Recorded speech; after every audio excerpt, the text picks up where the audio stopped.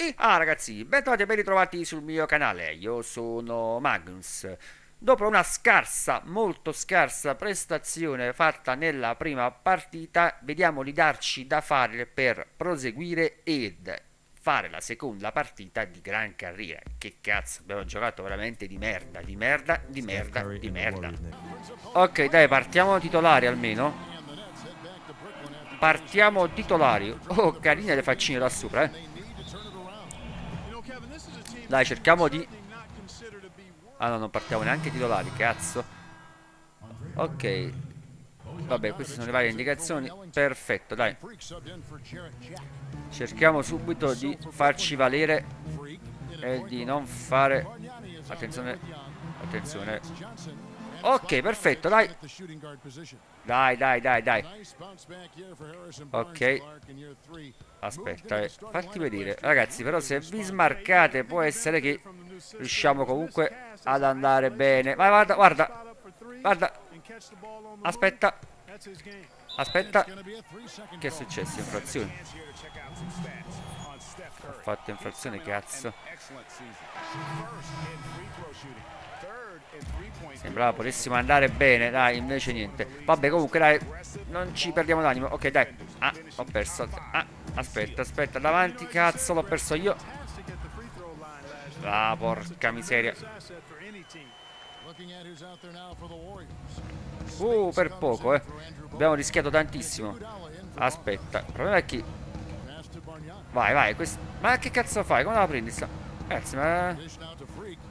Non mi fate queste palle così che rischiate tantissimo. Ma magari forse ve la do anche difficile io. Vabbè, però cazzo, cioè, se giocate anche voi di merda, cioè, se ci mettiamo insieme a giocare male, iniziamo veramente malino. Dai, dai, questo lo prendo io. Aspetta. Aspetta. Aspetta, aspetta, aspetta. Aspetta, aspetta, aspetta. Attenzione, non lo facciamo scendere, non lo facciamo scendere. Cazzo, me l'ha fatto proprio di brutto. Cazzo. Porca miseria. Abbiamo concesso un altro rimbalzo. No, no, non possiamo giocare così. Non possiamo perdere le palle in quel modo, Dai, dai. Cerchiamo di farci vedere. Dai, dai, spingi, spingi, spingi. Dai, dai, vai. Infrazione, cazzo, un'altra volta infrazione. Cazzo, cazzo. Questi ci cambiano. Se non riusciamo a giocarcela, va a finire che ci cambiano e ci mettono in panchina. Dai, dai, dai. Spostati. Fai spazio, l'ho perso. Aspetta, aspetta, aspetta, aspetta, cazzo. Ok. Oh, pessima stoppata, non ha neanche saltato. Che cazzo devo stoppare? Vai, vai, vai. Ma porca miseria. Vai, vai. Vediamo un po'. Vediamo un po' se almeno riusciamo a riprenderci un po' di qualche cosa. Che intercetto, ma dai. Ma come cavolo me la dai? Meno male che non è entrato. Il livello è alto e noi forse siamo scarsi. Ci hanno cambiato? Meno male che siamo un punto sopra. Però è anche vero che però stiamo giocando male, Intervallo. Ok, vediamo un pochettino come siamo messi. Aia, siamo sotto di 9. Porca miseria.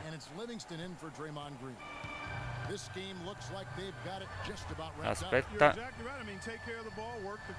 Aspetta. Attenzione, attenzione. Ho perso l'uomo, ma è normale che perdo l'uomo. Mi state proprio addosso in una maniera esagerata, ma è solo, vabbè, ma io sto marcando io a quello che chi devo... Ok, vai. Vai. Vai che adesso te lo... Vediamo se ci riusciamo. Dai cazzo, niente. Ci gira proprio male, ci gira proprio male, è incredibile. Prestazione scarsa, che cavolo. Altra brutta partita, ragazzi, pessima proprio.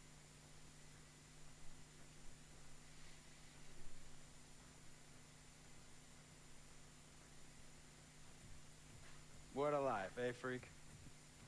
1 minute you're playing 21 and horse on the courts in Harlem, and the next moment you're in the showroom, configuring the gunmetal and graphite exterior of your luxury car and your iPad mini.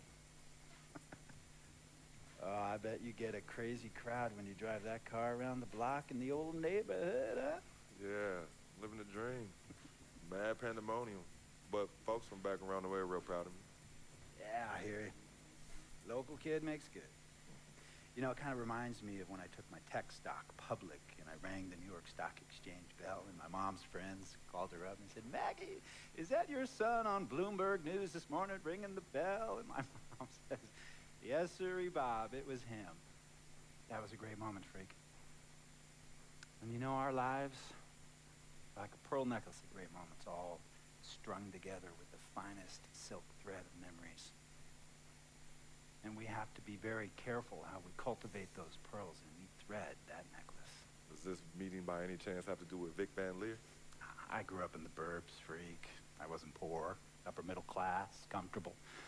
My daddy worked as an accountant for one of the largest insurance firms in the country. Smart with his money. Mom didn't have to work. I went to boarding school.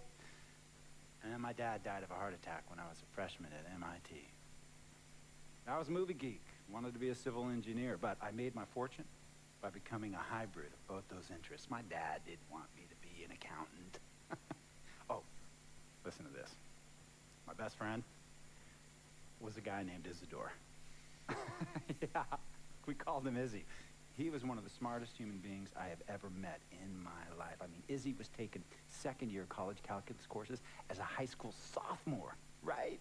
Straight A student, full ride to MIT. Izzy had the world at his fingertips. But he was always looking for trouble, and trouble found him. He ran with the wrong crowd. And when we got to MIT, he got this great job working for a financial consulting firm in Boston. But every weekend, he would fly to Vegas. You see, Izzy had a system for counting cards in Vegas that had the big casinos on the strip. Oh, stymied! He would come back to MIT with suitcases filled with $200,000 in cold cash. Word? Yeah. So your man Izzy was getting hit off like that? Like a fat rat in a cheddar cheese factory, freak. Okay, so what happened to this dude Izzy? Because he's dope. No, not dope. Dead. After he'd been missing for 3 weeks, the Nevada State Police never found hide nor hair of Isidore. And our friendship took a hit when he asked me to hang out with him in Vegas, and I said I wouldn't do it because I knew he was on a dark and twisted path in his life. And yes, he was my dude. But no way was I going to throw my life away trying to show my loyalty to a guy who really and truly didn't understand what loyalty was all about. So this meeting is about Vic. Correctamente. Okay, well, sir, Vic isn't Izzy. And why's that, freak? Well, for one thing, you and your dead friend Izzy didn't grow up poor. Me and Vic grew up in a neighborhood where we had to look over our shoulder every 2 seconds to make sure nobody was going to walk up on us and rob us. True. Izzy and I did not grow up in the hood. But we, like you, thankfully grew up in a 2-parent household. But even that wasn't enough for Izzy. He wasn't satisfied. He was always looking for a 5-alarm fire when he already had the warmth and comfort of a loving family. This is not about class warfare, freak. This is about the consequences of making bad choices and risking it all when you feel like you have nothing to lose. Vic is like a brother to me, sir. But you shouldn't be Brother Vic's keeper, freak. Would a brother go looking for trouble and put your career and your livelihood at risk by getting into fights at nightclubs and seedy after-hour joints and then scream to the media, "Yeah, it's all good, I'm an FOF, friendo freak. It's all misunderstanding. Y'all be haters, don't hate my game." I don't think a brother would do that to someone they really cared about, but a guy who looked at you like a meal ticket would. No. See, you don't understand Vic. Really? I don't understand. No.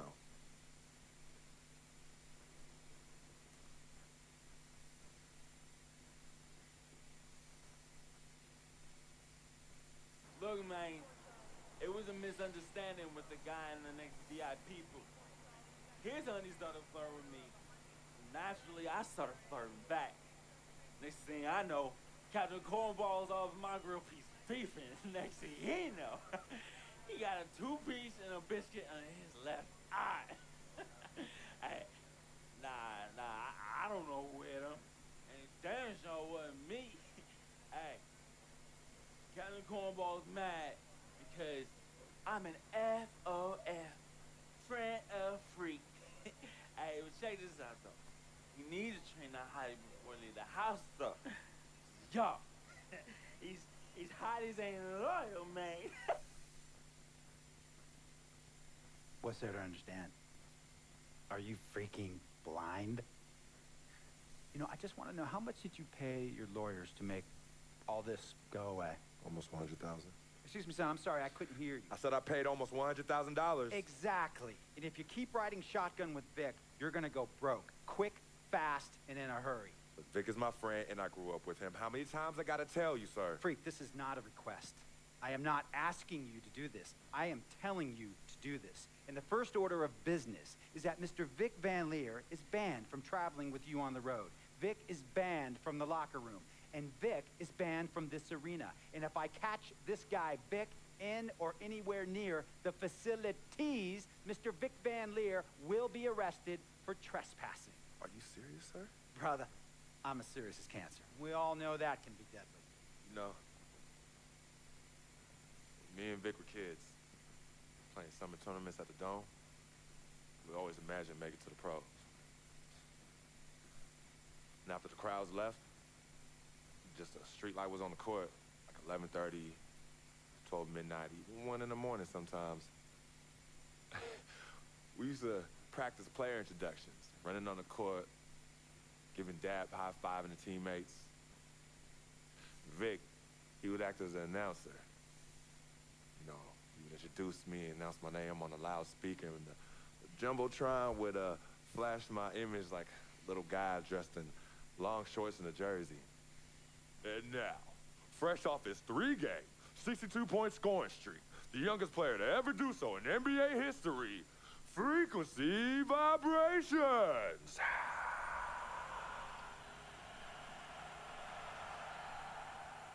So me and Vic would sit in those empty bleachers at the Dome and dream like nobody's business. And now I'm living a dream. For real. And in so many ways, Vic was part of that. Please, listen to me. I mean, I know this guy's your dude from way back. Look, me and Vic go way back like the front seats of a 67 Cadillac. That's good. We go way back.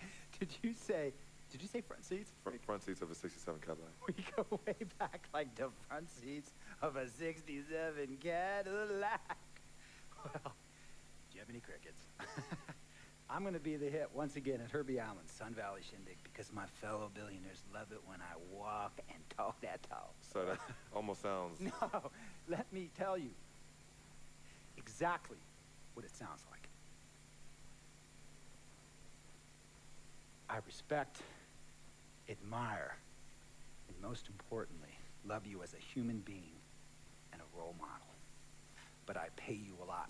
And I mean I pay you a lot of money to play for my team. And I am in this game to win it. And you can't win it with an albatross around your neck like Vic. So Vic is done. History. And here's some more lingo that I picked up from a former megastar who used to play for me several seasons ago. Thought I would never release him until I did. And now he's the sixth man on a struggling team in Venice. And yeah, I'm talking Venice with the canals and the gondolas and Harry's bar, not the street ballers next to the fortune tellers on the beach in Cali. This guy used to tell me when he thought there was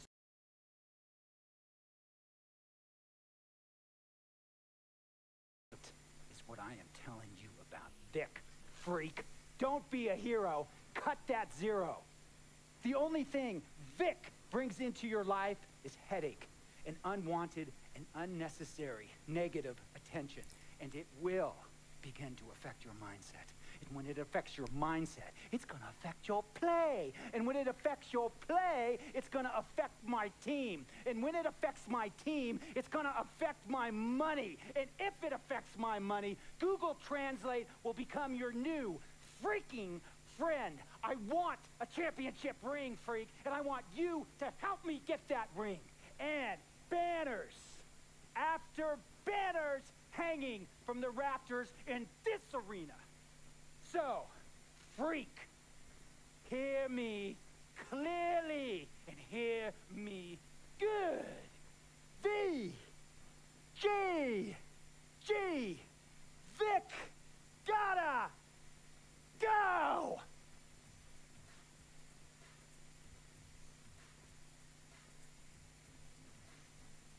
Handle your business. And remember, that contract you signed contains a morality clause, a very important clause that revolves around your conduct on and off the court, and how it can negatively impact my team. Now, I don't want you to have to learn Italian or Croatian as a second language. And hey, playing pro ball overseas, there's nothing wrong with that. But the arenas are nothing like this, nor will the money be the same. And on top of all of that, this is the US of A, the greatest freaking country in the world. Ask yourself, is Vic worth all that? Think about it. Think long, think wrong. Tell you about Vic. He has his bad rap. It's not, and I understand some of his judgments might shadow his actual character. He's not that at all. Man, Vic, let me tell you something. We actually, we have love for each other. We're brothers. Blood couldn't make us any closer at all. I mean, he has so much loyalty to me and to my family.